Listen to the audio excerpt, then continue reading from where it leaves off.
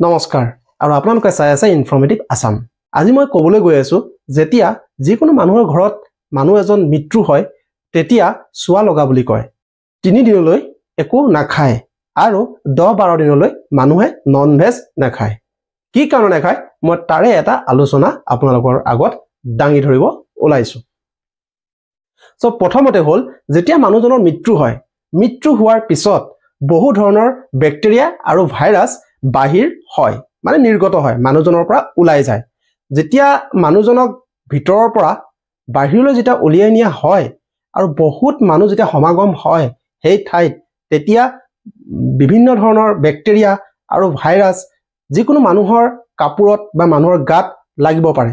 সেইবাবে যেতিয়া মানুহে মৰাশব পুতি পেলাই আহে বা জ্বলাই পেলাই যেতিয়া আহে, তেতিয়া বহুতৰে ঘৰত খেৰৰ জুমুঠি আৰু পানী ৰাখে, কিয়নো মানুহজনে বা সেই মৰাশব পুতি অহা মানুহজনে যাতে কোনো ধৰণৰ ব্যাক্টেৰিয়া তেওঁ ঘৰলৈ লৈ নানে। সেইবাবে জুমুঠি হেক ল'ব লাগে বা জুই হেক লয়, প্লাছ গাও ধুই আহে।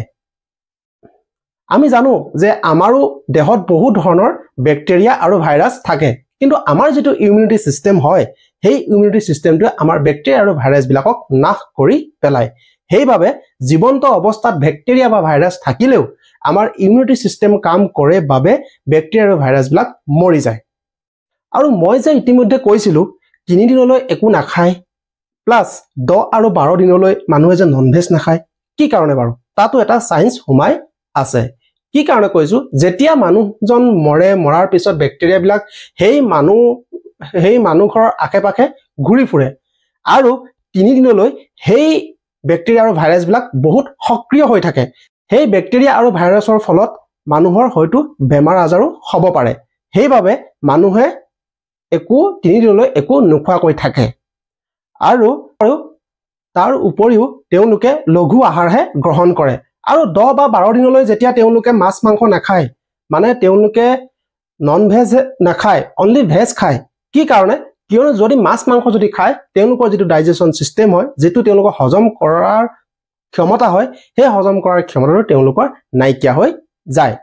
তাৰ উপৰিও যেতিয়া মানুহ এজন মৃত্যু হয়, সেই পৰিয়ালবৰ্গৰ অলপ হলেও দুখ লাগে বা বেজাৰ লাগে। বেজাৰ হোৱাৰ পিছতো তেওঁলোকৰ হজম শক্তিটো বহুত কমি। সেইবাবে আমাৰ ককা আইতাসকলে যে কয় যে নাপায়, এই নাপায় শব্দটোৰ আৰতো সায়েন্স লুকাই থাকে। কিন্তু আমি কথাবিলাক কিন্তু অলপ চালি জাৰি চাইহে বিশ্বাস কৰিব লাগে। সো বন্ধু বান্ধৱীসকল, এই চুৱা লগাৰ শব্দটোৰ ওপৰত অলপ হলেও আধ্যাত্মিকতা যদি জড়িত হৈ আছে, মোক যেন আপোনালোকে কমেন্টত জনায়।